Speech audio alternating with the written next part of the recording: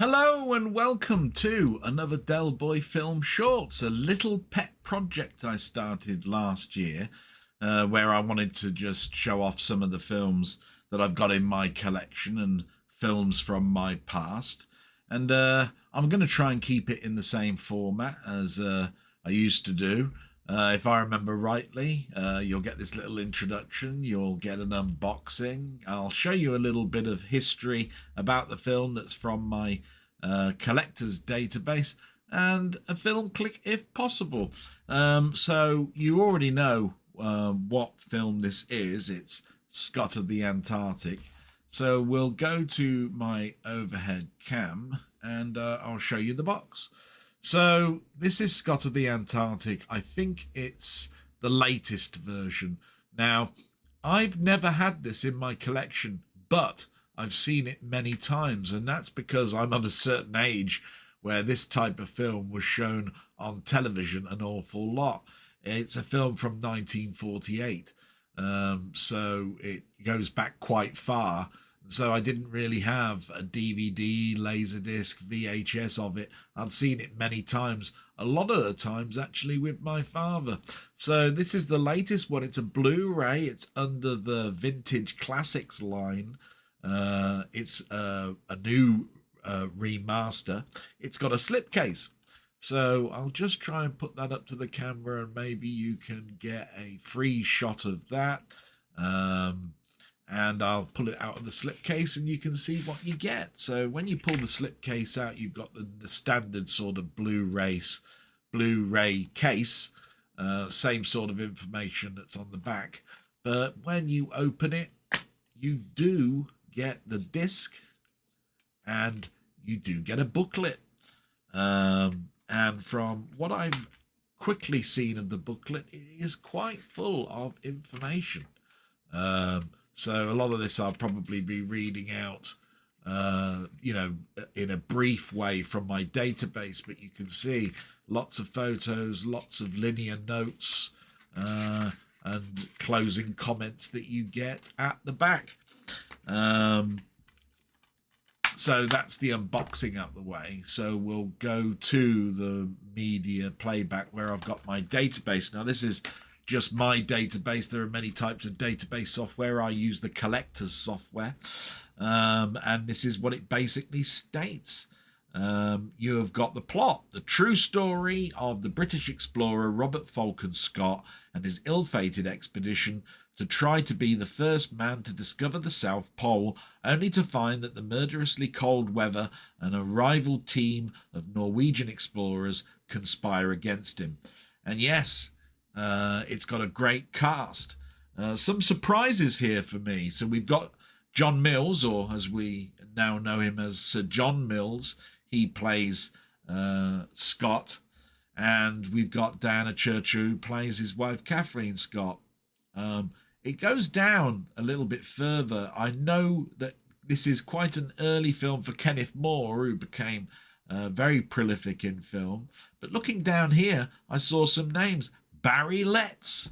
Now, where do I know Barry Letts for? Oh yeah, producer of Doctor Who. I think he's in a blink and you miss him moment in the film. I saw this yesterday before recording this film to remind me of the film, which by the way is an exceptional quality remaster. And I also saw Christopher Lee, although not listed down here. It's directed by Charles Friend, produced by Michael Balkan, and the musician is Ralph Vaughan Williams. Yes, so I believe you can still get this. And here's some notes. Now, I won't go into the history. It'll ruin it a little bit for you. But we'll go into the general of the film.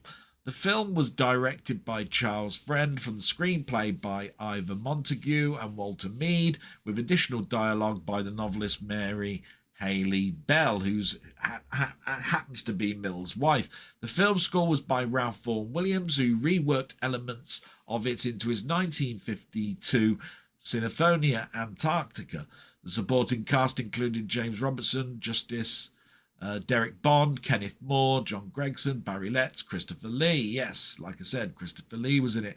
Much of the film was shot in Technicolor at Ealing Studios in London. Landscape and glacier exteriors were shot in the Swiss Alps and in Norway. Background scenes were shot in the Antarctic islands. Development. Towards the end of the war, Michael Balkan of Ealing Studios was keen to carry on the tradition that made British documentary film preeminent during the war. These were the days when we were inspired by the heroic deeds typical of British greatness. In 1944, Charles Friend and Sidney Cole pitched the idea of a film about the Scott expedition. Balkan was interested, so they wrote up a story treatment which Balkan approved. Ealing secured cooperation from Scott's widow, who would die in 1947. Walter Mead wrote the first draft. The extensive number of interviews that were done with surviving team members and relatives from Scott's expedition were acknowledged at the start of the film. That's quite true. It's in a big white page credit, which wrote, "The film could not have been made without the generous cooperation of the survivors and the relatives of late members of Scott's last expedition. To them and to those many other persons and organisations too numerous to mention individually who gave such able assistance and encouragement, the producers expressed their deepest gratitude." Casting. In 1947, it would announce that John Mills, then one of the biggest stars in Britain, would play the title role. "This is the most responsible film I have done in films," said Mills. "I was only about 4 when the tragedy happened, but Scott has always been one of my heroes, and it's jolly satisfying to feel that the job of helping to bring the great story of British enterprise and grit to the screen has fallen to me during the making of the film." Mills wore Scott's actual watch, which had been recovered from his body. Filming. After 3 years research for the film, camera Osmond Borodville travelled 30,000 miles or 48,000 kilometres and spent 6 months between 1946 and 1947 shooting footage in the Antarctic at Hope Bay, as well as in the South Shetland and South Orkney Islands. Filming started in June 1947 in Switzerland for 4 weeks at the Jungfrau Mountains and the Altesh Glacier. In October 1947, there was a further 9 weeks location filming in Norway near Finns, which was used to represent the area near the South Pole. The bulk of the scenes were shot at Hardanger. The film's unit transferred to Ealing Studios in London for 3 months of studio work. At the box office, Scott of the Antarctic was the 3rd most popular film at the British box office in 1949. According to Cinematography Weekly, the biggest winning at the box office in 1949's Britain was The Third Man, with runners-up being Johnny Belinda, The Secret Life of Walter Mitty, Pale Face, Scott of the Antarctic, The Blue Lagoon, Maytime in Mayfair, Easter Parade, Red River, and You Can't Sleep Here. The film earned distributors gross receipts of £214,223 in the UK, of which £165,967 went to the producer. The film also performed well at the box office in Japan. Saying that, the budget was $371,000, the box office was $214,000. So the film made a loss. Now, the film is shown as being a loss of $205,000, but the maths don't work out. But we have to talk about marketing and other things that would get in the way of this, in the fact that the film is 1948, so it's based on some history. Music. In 1953, Ralph Vaughan Williams recast and expanded his score for the film into the 7th Symphony, Sinfonia Antarctica, and thus the music for the film has come to be better known than the film itself, and I can't disagree with that. I know the music very well, and to be quite honest, I don't think Scott of the Antarctic gets told about too much. So now I'm going to try and give you a bit of the trailer. Not that there is one. I think this is a fan-made one, but it's good enough for here. So here we go. This is a scientific expedition. I'm not going to race.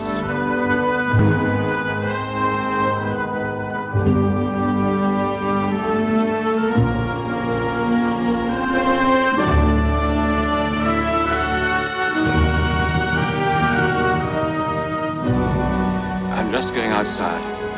I may be wasting some time.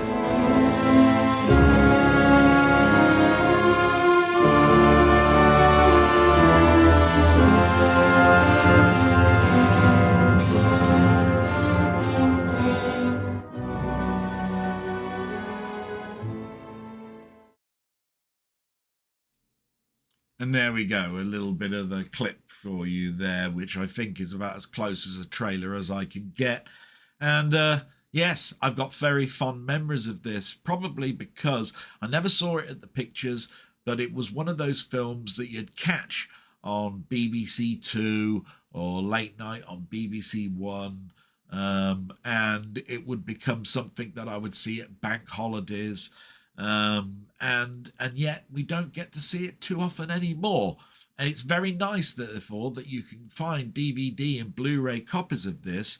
As I said, it was filmed in Technicolor, which means that you'll probably get a good 4K if they decided to do that. But this is the latest version that's out there at the moment, and it's at a very reasonable price. I bought it for a tenner about 3 or so weeks ago, and I'm very glad that I did, because it brought back such great memories. It's one of those films that's sort of like a docu-film, so it's filmed very much like a documentary, but it's a film, and it would be filmed very differently now, but it's nice to see this type of thing going on now. And it's one of those films where it celebrates failure. Yes, I mean, we all know the story of Scott at the Antarctic and what happens during the expedition. But we always see success mostly. And this one, I mean, if you were to go up to any person who doesn't know the story, they'd think to themselves, yes, I know this, but wasn't he a hero and didn't he succeed? Well, no, he didn't. It was a failure, and it was a second failure at that. He tried a couple of years earlier and failed in that one as well. But it's the devastation at the end that really gets you, and that's why it's very character driven. And I love the music all the way through this. I haven't got the score, but I know it so well. It's something that I might have to think about looking at again, but I just know it so well. And you know, it's a film that my father would enjoy, probably because of the era it came out and how he grew up and saw it. We have to understand here that the film is 1948, but the expedition is it's 30 or so years earlier. So it would have been in the memories of quite a few people that saw it the first time round. When you get to my age, it's something that you only hear about because either a teacher tells you about it, or you read about it, or your father tells you about it. And that's how I knew about it. My father told me about it at the time that I was watching it the first time. So the actual ending was a shock to me, because he didn't tell me that it was a failure. And that's where I'm going to end it here. It's definitely worth a watch, I will say that. Whether you want it in your collection, that's neither here nor there, really. I think it's just one of those films that you really ought to go and see, you know, whether that be on a streaming service or not. With that, I'm going to say thank you very much, and my normal salute, and hope you enjoy this. Hope I do some more of these. Thanks very much for watching. Bye-bye.